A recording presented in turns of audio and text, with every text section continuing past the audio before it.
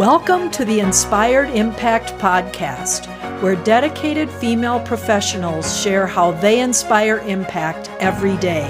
Authentic stories, passionate commitment, lives transformed.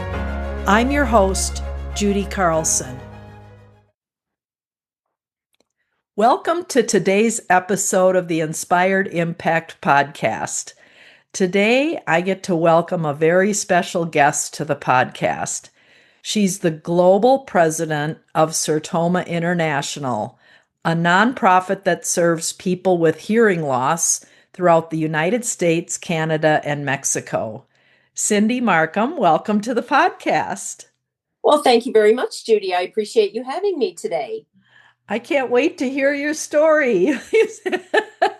Where do you want to start to tell us how you got to where you are today? Well, I won't go back to kindergarten, but I will go back to actually 1990. Okay. Is kind of when things started for me. Okay. Big change happened in my life in 1990. I was living in Canada and my husband was transferred to the United States. And so we moved into Colorado. And at the time, my husband came down on a work visa and I was not working. And so I had to apply for a green card. So I couldn't work anywhere. And so didn't have any kids yet and was looking for something to do and just was in the public library one day and came across a flyer for volunteering. Now it was at a battered women's shelter. And so that's where I started volunteering. Had really not done a whole lot of volunteering in my life before that. I was pretty young, 27 at the time, but just kind of fell in love with volunteering. And so fast forward a bunch of years and a bunch of different volunteer opportunities. I was at the point where I was looking for something new to do. And I happened to be serving on the board of directors at a local golf club, the SouthGlenn Country Club. And I was on the first tee box and a gentleman came up to me and said, "Hey, do you want to play? Can I play golf with you?" I said, "Sure. Okay, I'll play golf with you." Well, by the time we had completed 9 holes, I'd heard all about this new organization that I had no idea what it was about called Sertoma. And he told me all about what the local clubs did, how they functioned, how they did fundraisers. And it was all to support people who were impacted or affected by hearing loss in one form or another. Whether they needed hearing aids, cochlear implants, deaf kids going to camp, all of that sort of stuff is what they worked on. And I was really intrigued by it. And so he invited me to an event that his local club was working in. And it was the Western Welcome Week here in Centennial, Colorado. And so I said, "Well, what's your job?" And he said, "We're cleaning up." And I said, "What do you mean you're cleaning up?" And he said, "Well, they have this great event where everybody comes in and they have tastings from all these different restaurants and bars. And then we show up at the end of the event and we clean it up." And I thought to myself, wow, this is an interesting organization. They come in and clean up after somebody else has a really fun event. But I went, my husband and I went, and I volunteered and helped them clean up at the end of the event. And what stuck with me was that these were really great people. And they were so focused on just cleaning up the event. They weren't focused on eating there, drinking there, having a good time. They were focused on cleaning up after the event. So they just struck me as very kind, generous souls. And so I started attending meetings. There are several different clubs in the local area. There's actually 7 in this part of Colorado, in the Denver kind of area. And so I started visiting the other clubs, just kind of learning a little bit about what they are and what they do. And I had this brainstorm because I was on the board of directors at the country club. I thought, what a great place for a new Sertoma club. So let's talk about forming a new Sertoma club. So in 2012, fast forward to 2012, I helped form the SouthGlenn Sertoma Club, one of the founding members. And we had about 23 members at the time. And so our mission of Sertoma is basically to just improve the quality of life of those who are affected by hearing loss. That's what the mission is. And we do that in two ways, through education and through service. So the education piece of it is going out to visit local corporations, local organizations, moms groups, church groups, anybody that wants to learn about hearing loss and how to help with people with hearing loss. And our service basically comes through fundraising. We do all kinds of different fundraising events, and our proceeds from those fundraising events go directly back into the community to help anybody with hearing loss. That being said, it's not just about hearing loss. We also work with Special Olympics. We work with a lot of local organizations, Food for Thought, all different kinds of organizations locally. Hearing is our main focus, but we also support all kinds of other organizations. So I started in the club, and I've gone through all the ranks of the club. I was the president, the secretary, the social director, all of those sorts of things. The only thing I did not work on was the treasurer, because if you ask my husband, managing a checkbook is not one of my strengths. So I did everything except that job, but I did do all of those jobs. And very shortly in my tenure as a Sertoman, I was approached by the governor of Sertoma, of the district in Colorado. And he said, Cindy, you need to be the next governor of Sertoma. And I said, I've only been in Sertoma for a couple years. Why me? And he looked me straight in the eye and said, why not you? Oh, wow. And those words have stuck with me ever since. And that was probably in 2014 when I spoke with him about that. In addition, one of the ladies from the very first group that I met at that Western Welcome Week event looked me straight in the eye and said to me, you're going to go places. Wow. I see you going places in Sertoma. And I just spoke with her the other day, as a matter of fact. And I said, Pat, remember your words that you spoke to me? And she said, I do. I told you were going to go places. And so I did a couple of stints as the governor. Okay. And then I moved into the international board. Again, I sat on the board as an international director at large. Okay. And at the time, we had about 10 board directors on the national board. And so I was one of the directors on the national board. That was a 3-year stint that I spent doing in that role. And then again, I was approached by a woman who was actually the president of Sertoma at the time. Her name is Gretchen Nielsen. And we were at a convention, and she sat me down at a table and said, Cindy, I want to talk to you about something. And I said, what? And she said, you are going to be done as director at large at the end of this year. And I said, you are correct. And she said, I think you should run for president. Wow. And again, I said, why me? And she said, why not you? And so it's kind of like the people keep saying the same thing to me over and over and over again. And my response to her at the time was, well, I got to chat with my husband about that, because this is a bigger role for me to take on. And again, the role of president is a 3-year role. Oh. You start off in the first year as the vice president. Okay. And then in your second year, you are president-elect. Okay. And in your third year, you take on the role of president. Wow. Okay. So the first 2 years is really kind of a prep time for you to, become acquainted with the current presidents, find out what they're doing, figure out how they work. And then in your third year, in your year as president, you take over and make it all your own. So I have my own goals about what I want to do this year and how I want to move the organization forward. And each president takes on their own ideas about how they want to move the organization forward. So for me, my main goal this year, most nonprofits currently are suffering from the same problem. They're losing members. Right. Membership is going down. I sometimes hear things like, well, young people don't want to be involved in service organizations. I'm not sure they don't want to be involved. I think they want to be involved differently. Oh, gotcha. I have two girls, Okay. 27 and 32, and they want to be involved. They want to come to everything that my club does. They don't want to sit in on meetings and come for dinner after they've worked for a whole day and sit in on a meeting.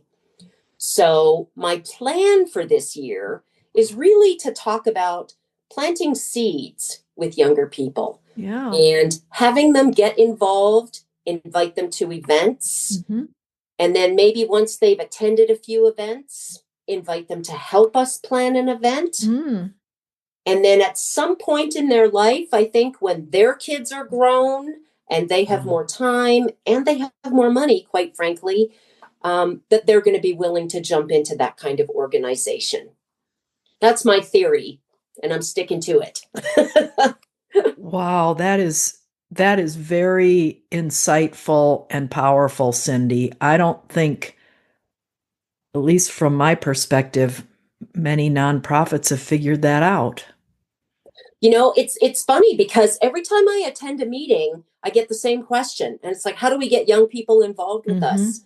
And one of my responses in the past has been, well, you guys are a group of, and forgive me, but they're typically older. And I remember I was speaking with one group that was all men. And I think the youngest person in the room was 65. And I said, think about this, guys. You got to be able to read your audience. Yep. And I don't know a lot of 27 and 30-year-olds that are going to want to come for lunch every week and sit down and listen to you guys talk about, the things that you've done over the years and how great things were in the past. They want to look to the future and they want to become involved in stuff. So I say, you gotta figure out how to get them interested in you guys and work with you. And then maybe they'll come back when they have the time, like you guys have now. And it's interesting you mentioned too, to get the younger people first to go to the events and then help plan the events. And from their perspective, the events that they want to plan are not going to be the same events that 65-year-old men and women are going to want to plan. That's exactly correct. Exactly correct. And I'll give you an example. My 27-year-old daughter just got married, and she has been to our Oktoberfest cornhole tournament event for the last couple of years. And last year, her and her now husband both came to me afterwards and they're like, Mom, okay, you need to fix this. You need to change this and add that. And I just looked at them and I said, well, why don't you guys be part of my committee? And they said, absolutely, we'll do that. So they are now involved with helping me organize the event for this year. So, getting them involved, getting them to give the time that they do have, even if it's a little bit of time, it's a good thing. And I've always said, every time I've talked to a prospective new Sertoman, they're like, well, what are your time requirements? What are your monetary requirements? What are the requirements to join your organization? And my response is, can you give us 100 hours a week? No. Okay. Can you give us 50 hours a week? No. And I say, that's okay. Can you give us 20 hours a week? No. Can you give us 1 hour a week? Yeah, I can do that. Then we'll take you. So I always say, whatever you can give, we'll take, because it's going to build on itself over time. You start out small. Everything starts with small baby steps, and we grow into something much bigger. Right. You mentioned that, I made a note here. Let me just pull it up. Okay. So when you raise money to help the hearing impaired, how do you find the hearing impaired that you help? We research all different kinds of organizations. Some of them have been around for a long time with Sertoma. Oh. There is, like, our local club, for example, participates in a Field of Dreams baseball camp. And it has been around for 26 years in the Denver metro area. Okay. And so we jumped on board with that. We jumped on board with raising money for that organization and volunteering for their organization. We had a woman reach out to our club in particular. She runs a pony camp for deaf and hard of hearing kids. It's called Rosie's Ranch, and it's in Parker, Colorado. Yep. And she reached out to us and asked us if there was something we could do to help her. And in the end, her and her husband both joined our club. So they're Wow. now members of our Sertoma Club, and Oh, we in turn give money to Rosie's Ranch. right. We show up at their fix up the ranch days and clean up in the springtime. We provide food and volunteers when they have a picnic for deaf and hard of hearing families. So a lot of times it's kind of a go between of us reaching out to organizations and organizations reaching out to us. Wow. So, what's the tie, or is there a tie to audiologists who diagnose people with significant hearing impairment? Well, most of the Sertoma groups locally have an audiologist that they work with. Oh, And anybody that those audiologists get in their business, if they're, for example, need help with funding a hearing aid, they'll reach out to us and let us know that they have somebody who is in desperate need of hearing aids. Can we help fund some of that stuff? mm-hmm. There is also a local club that they call it a Here to Work program. Okay. And so they work specifically with an audiologist. Okay. The audiologist will do an intake for somebody who needs hearing aids to perform their job, Yeah. but can't afford those hearing aids Mm-hmm. for their job. Mm-hmm. They will work with that person, send them back to this program. The Sertoma Promotion Club is what they're called, Okay. and the Here to Work program in Mm-hmm. their club. Mm-hmm. Now, my club, specifically the SouthGlenn Sertoma Club, we are working with that program currently. Oh, wow. We have a lady who is the general manager of a club, um, and she has no health insurance, Mm. no health insurance whatsoever. She has significant hearing loss and has had hearing aids since I think she was 5 or 6 years Oh, old, is wow. in desperate need of new hearing aids, Yeah. can't afford them. So our club has referred her to the Here to Work program, Okay. and we've set aside $2,000 to help offset the cost of those hearing aids. So we will help her get hearing aids so that she can do her job. Wow. I know of someone who's had hearing aids for years, and I don't understand all of what goes into it, but the they're at the maximum amount that they can help her hear, and Yeah. it's still to the point where she can't have a phone conversation because she can't hear the person on the other end of the line. Wow. Um, and I don't know what's next for her, and I'm sure I don't know what's next either Yeah. physically for her hearing or financially. Sure. I just don't know. Yeah. I'm not familiar with, the steps of all of that. I wonder Right, if cochlear is an option for her, a cochlear implant. right. And that's something we can help with. We Mm, we wouldn't be able to afford the whole thing. It's right. it's a lot of money, but we could Sure. certainly help with a donation. Oh, Um, that would help her get to that surgery or whatever it is that she needs next. We can provide funds for that. and then I've read a lot too about, and my audiologist as well that I had on the podcast, Dr. Julie Link, gave me a lot of educational material about the importance of catching hearing loss Oh gosh. early and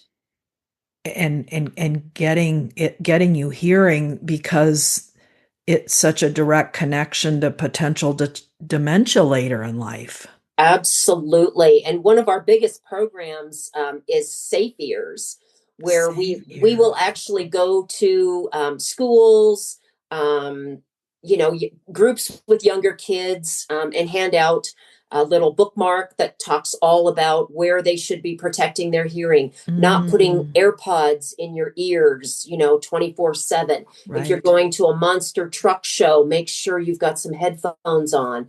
And then we give out earplugs to all of the kids in the program.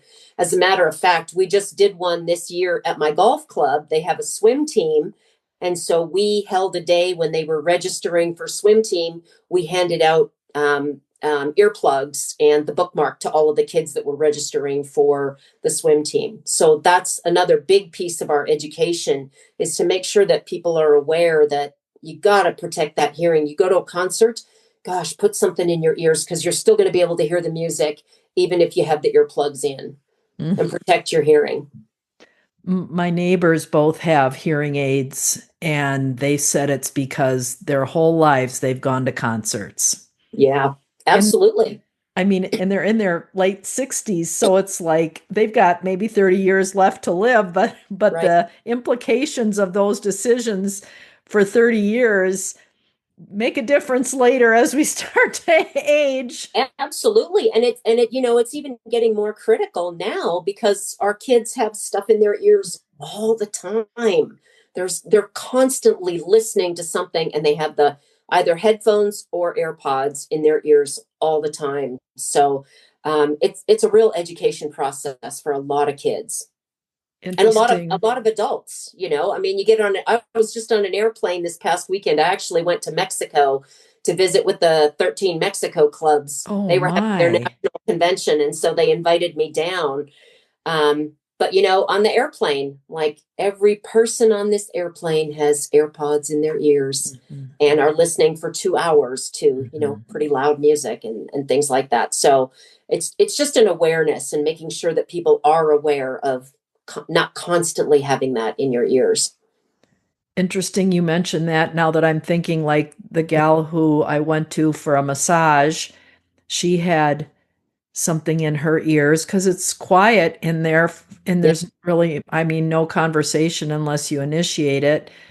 So maybe for her, I don't know if she's listening to music or a podcast or sure. whatever. And then I was at the dentist this week, and my Mm-hmm. hygienist had something in her ears as Yeah, well. Maybe they were to protect against noise, but good maybe relation. not. It's not super noisy to clean someone's teeth, but Yeah. oh my gosh, Yeah, Cynthia. what's really interesting, Judy, is there's an app you can put on your phone, Okay. and it will record what the decibel level is. Okay. So I pull it out a lot when I'm at a concert, when I'm at a hockey game, when I'm at a football game, all of those different things, and I look at it and go, "Wow, I had no idea this was this Wow. noisy." Right. So it really gives you a much more increased awareness Right. of how noisy our world is.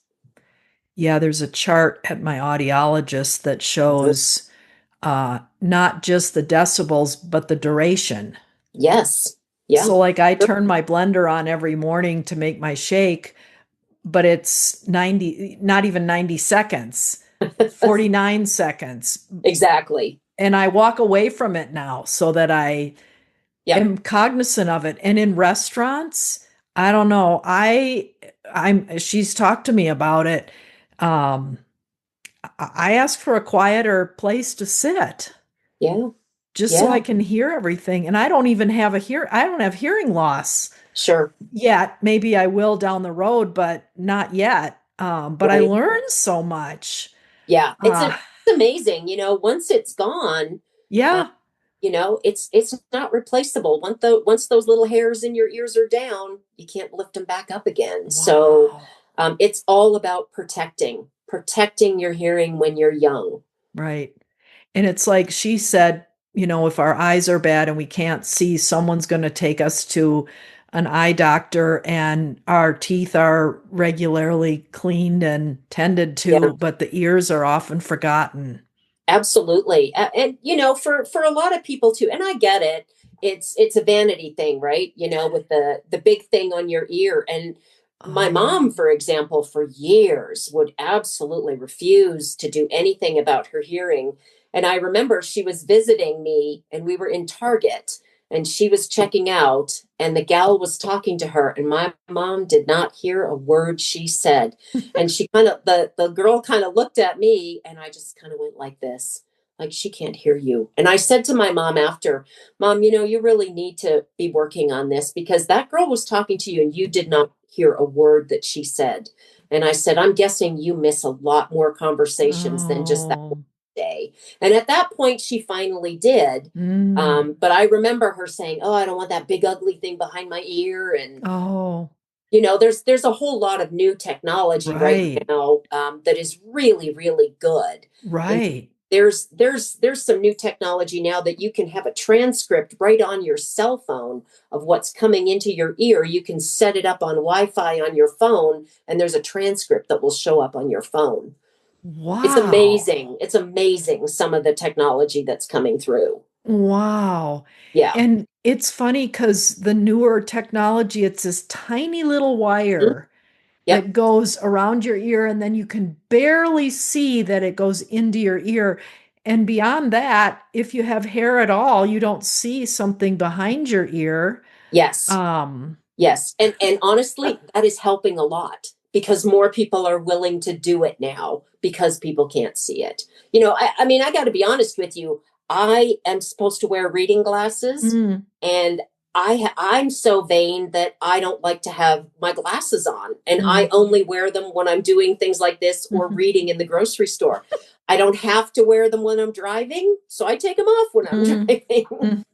because I don't like to wear them. I hear you on that. That Yeah. is so amazing. Yeah. Um, so you're still in a local club, is that Yeah. right? Yes. You told me the name of the South, was it South South Glen. Southglenn Club? Hmm. And is that the one you started at the golf club? It is. Okay. It is. Yep. Um, and so tell me a little bit more about a person who might be interested in visiting or joining or coming to learn more about a local club. Okay. Well, you can find out all of the information about Sertoma Mm, on the sertoma.org website. okay. It will tell you everything about our mission, our purpose, all of those sorts of things. And there is actually a search engine in there where you can type in your zip code, Mm, your city, and it will pull up all the clubs that are local to you. okay. Recently, we actually had a person reach out to the national organization and said, "I'm in Colorado. I heard about this organization called Sertoma. How do I get involved?" And so I got an email from the national Oh, organization, and I reached out to the person and I said, "Well, give me some information about you. Where are you located so I can set you up with a club that's local to you? What time works for you? Do you work full time? Are you available to go to a noon meeting? Are you available for an evening meeting, a breakfast meeting? Are there certain days of the week?" Because all of our 7 local clubs meet at different times, different days, and different locations. okay. What we also encourage people to do is to visit more than one club, Okay. because you may walk into one club and go, "Oh, these guys just don't click with me," Right. and then go to another club and go, "Wow, I really made a connection with that lady, and Mm-hmm. maybe that's the club that Oh. I want to be a part of." So we Mm-hmm. truly encourage people to try to look at different clubs and find the one that mostly speaks to you. Okay. If I remember correctly, a couple years ago, there was a young man. He was in his mid 20s, and it was interesting because his girlfriend actually knew my daughter, Oh. and he had reached out to me and said, "I heard about Sertoma." He was a financial planner, and so he wanted to reach out to a Sertoma club. And I had suggested 2 or 3 different clubs. And at the time, I was like, "Oh, maybe come join my club because we're looking for new members." And as it turned out, my club met at noon, and that didn't work for him. So I said, "Here's a club that meets for breakfast. Here's another club that meets in the evening. Why don't you try those 2 clubs and see if either of those work for you?" And he ended up joining the club that met in the morning. Okay. He still came and actually volunteered at our golf tournament, because he liked what we did, but he Mm, liked what time they met. sure. So we have that crossover between clubs locally Mm, because we're so close together that we're able to do that. sure. So we'll always try to find the specific location, time, and date that will Got work for that person. Also, what their clubs do. There are a lot of clubs that do golf tournaments. Somebody might not be interested in doing a golf tournament, but they might be much more interested in doing a baseball camp. Oh, well, Mm, let's send them over to a camp or to a club that focuses on a baseball camp as mm, their big fundraiser. Those okay. sorts of things. And then the 7 presidents, do they get together Or how does that work? Or is that the governor, or how does that work? Well, we don't have governors anymore. They did away with the governors. We currently have a regional director. Okay. The regional director for the region that I'm in, the Mountain West region, Mountain West covers Colorado, Utah, California, Arizona. I think the Seattle clubs are up in our region as well as Alaska. Mm-hmm. And so that's all part of the Mountain West region. So we have one regional director that takes care of that region. Locally, our 7 clubs, because we're so close together, we have one in Centennial, we have one in Lakewood, we have one in Arapahoe County.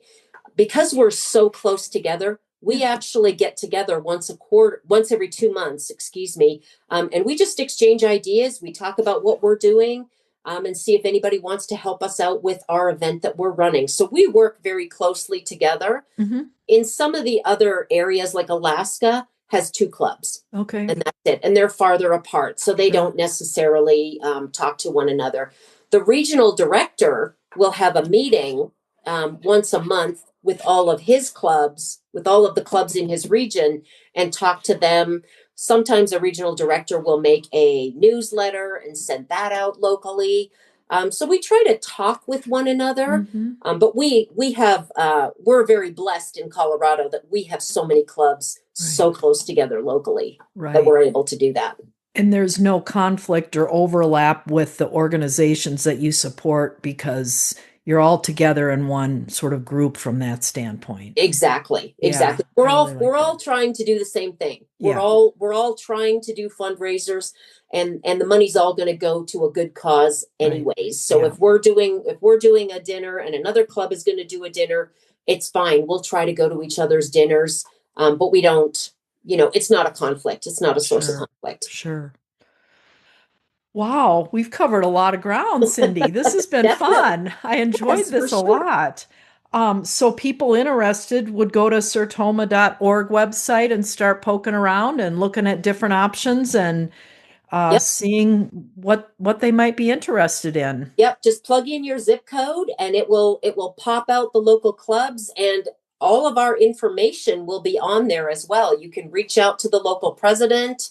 And they'll invite you to a meeting and just come and check us out and see what we're all about. And if it lands on your heart, I always like to say, if it lands on your heart, it's going to be a good thing. Yeah. And honestly, one of the things that was the most impactful to me was watching the videos of kids being fitted for hearing aids for the first time and hearing their mom's voice for the first time, or a teenager getting fitted for a hearing aid and all of a sudden being able to hear their mom or their teacher or things like that. The videos are so impactful. Wow. And it seems like such an easy thing to make such a big difference. Right. Yeah. And I'm sure when that happens, then the verbal skills come right along behind all of that. 100%. Yeah. Wow. Can you imagine going through your whole life, not being able to hear anything and having to see people's faces so you can read lips. And then all of a sudden there's all this noise from birds and, just everything. It's truly an awesome experience to watch some of those videos. Yeah. That's powerful. Well, thank you so much for joining us here today and sharing your story. This has just been delightful, Cindy. Thank you. Wonderful. Thank you so much for having me. I appreciate it so very much. Anytime I can talk about Sertoma, I'm happy to do so. Okay, good. Well, thank you. You are welcome. Thanks so much for joining us for the Inspired Impact Podcast. To listen to past episodes, please visit theinspiredimpactpodcast.com.